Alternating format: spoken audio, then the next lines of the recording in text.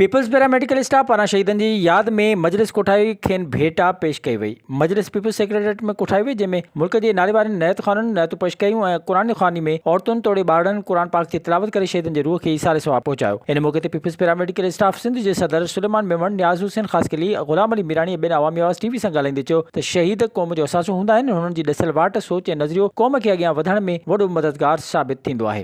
शहीद मुर्तज़ा बलोच, राशिद रब्बानी साहब, अमीर हुसैन शाह, हे असांजा उहे माण्हू हुआ जेके हर वक़्तु आवाम जी ख़िदमत कंदा रहिया ऐं असां उनखे हमेशह यादि कंदासीं ऐं हू असांजे दिलनि में रहंदा ऐं इंशाअल्लाह ताला असां पंहिंजे शहीदनि खे हमेशह यादि कंदासीं। शहीद ज़ुल्फ़िकार अली भुट्टो साहब, बीबी शहीद बेनज़ीर भुट्टो साहब और बेगम नुसरत भुट्टो ऐं जेके असांजी पार्टी जे शुहदाअ जो उन लाइ ऐं राशिद रब्बानी साहब, मुर्तज़ा बलोच, सैयद अमीर हुसैन शाह असांजे पैरामेडिकल जो बानी हुयो ऐं असांजे अज़हर हुसैन मेमून जो ऐं नज़ीर कुरैशी असांजे पैरामेडिकल जा दोस्त हुआ जेके मरहूम फोत थी विया आहिनि, उनजे लाइ क़ुरान ख़ान किया है दायरे सवाब के लिए। आज का प्रोग्राम जो है all Sindh police paramedical staff Karachi division की तरफ से ऑर्गेनाइज़ किया गया है।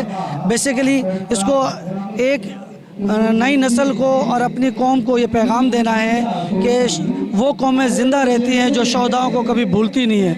इसमें हमारे बलोच साहब हैं, अमीर हुसैन साहब हैं और हमारे मेमन भाई हैं। पाकिस्तान पीपल्स पार्टी के हर शहदा के लिए ये प्रोग्राम रखा गया, ये फतेह खानी का और इनात खानी का। हुननि जिन शहीदनि जी यादि में ही मजलिस कोठाई वई आहे, उन्हनि हमेशा अवाम, क़ौम ऐं मुल्क जी ख़िदमत जारी रखी। विज़िट कयो अवामी आवाज़ मीडिया ग्रुप जी वेबसाइट awamiawaz.pk।